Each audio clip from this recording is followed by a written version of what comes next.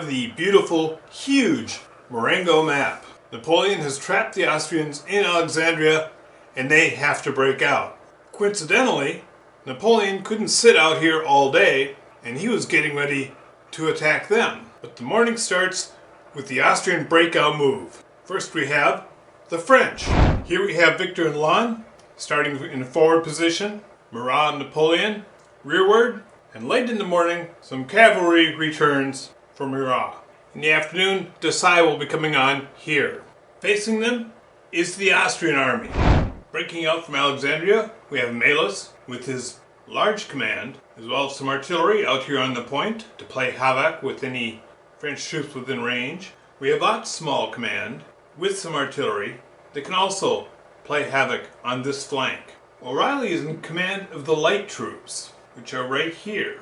But he's actually leading all these detachments, and they're going to make this end run.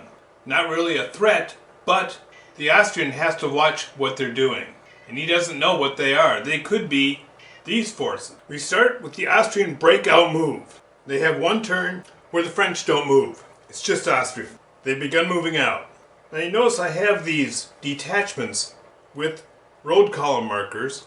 I'll leave a link in the description for how you can order these if you want them. I find them handy, and although detachments don't need road column markers to stretch them out, the whole point of detachments is to fool the enemy into thinking you're stronger or present where you're not really.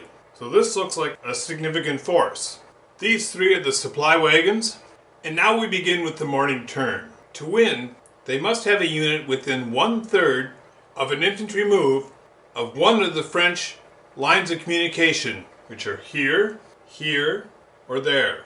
They have 8 turns to do that. Simply moving, if there were no French here at all, from here to here would take an infantry block about 7 turns. So the French don't need to stop them cold, they just need to delay them. The biggest threat is the cavalry, because the cavalry can be down there in a couple turns if no one blocks them.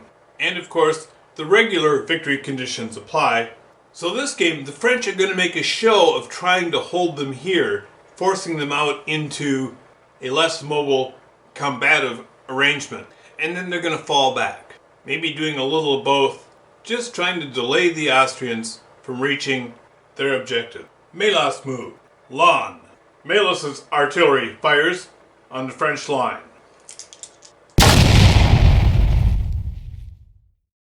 Driving the detachment back. Next is Ott. His artillery fires on the French line.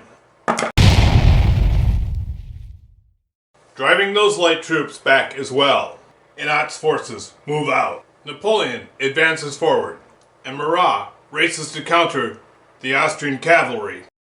Lannes forms square against the Austrian cavalry. The Austrian cavalry is stunned by the French resistance. Lannes's men teasingly fell back and drew them in until they were all lost. The slight detachment on the French left, it is swept aside. And now we begin turn 2, the mid-morning. Now the French task seems relatively simple. Simply fall back and run the game out. But retreat in the face of a pressing enemy is no easy task. And how this actually falls out each time depends greatly on the chit draw. We begin with the Austrian light troops crossing at Monte Castello. French artillery opens up at the cavalry on the ridge, driving it off. Victor begins falling back behind his screen of light troops. Ott grants no reprieve, and he brings his artillery forward. Murat's cavalry restores the situation on the French right. Melas is concerned with the loss of one of his dragoons. He elects to pull his cavalry back and advance with his infantry. His forward artillery opens up on the French east of Marengo, driving Victor's men back.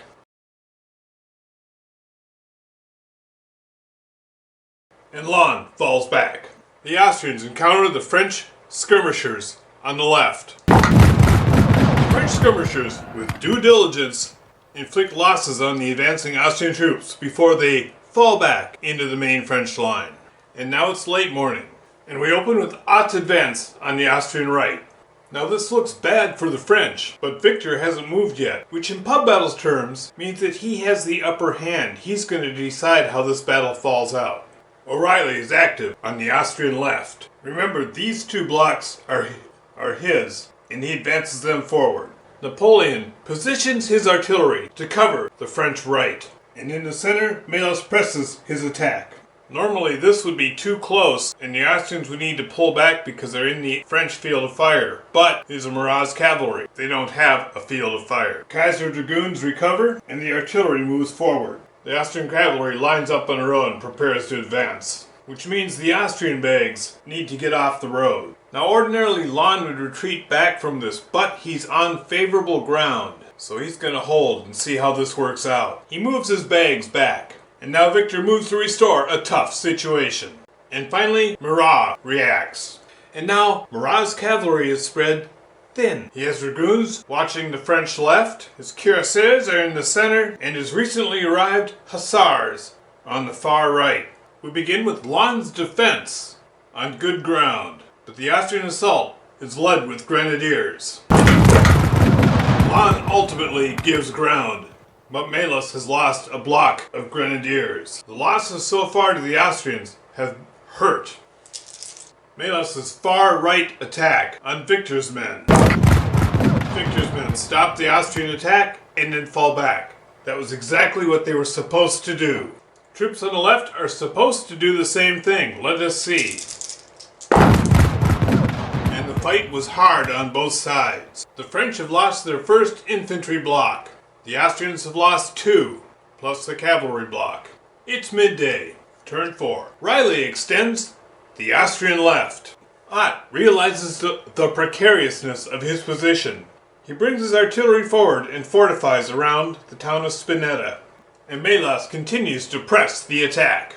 Melas wants to take this central hill here so he can place his artillery, which he has a lot more of than Napoleon, up on the hill and really hammer the French for his final attack. Again, the French have the upper hand and move last. In midday, the French continuing to fall back. There's no decisive combat, which the Austrians hold dear.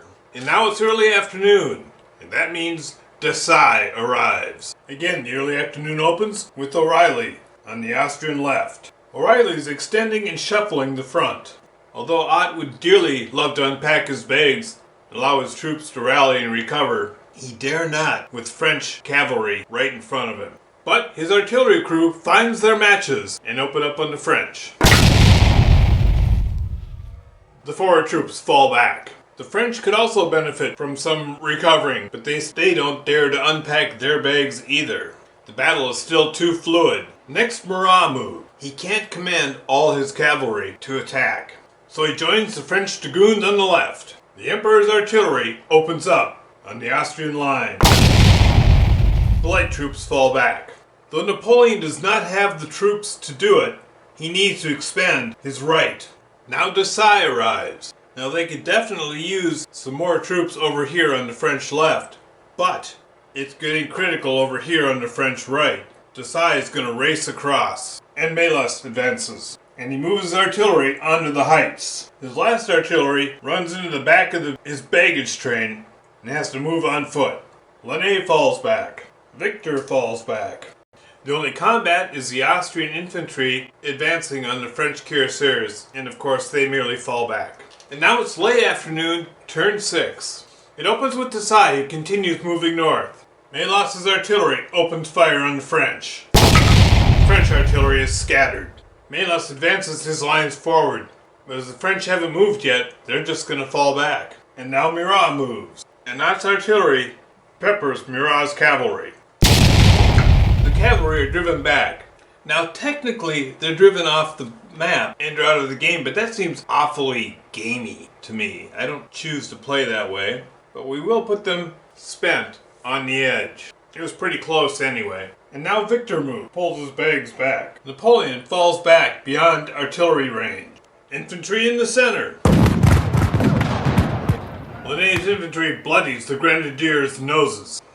And around a little farm here, both sides fight to exhaustion. And now it's early evening. There are 2 turns left. But at this point, Melas realizes his breakout attempt has failed. The French will hold. And this is an example of the Austrian player being worn down and surrendering, not the game mechanics. Good game.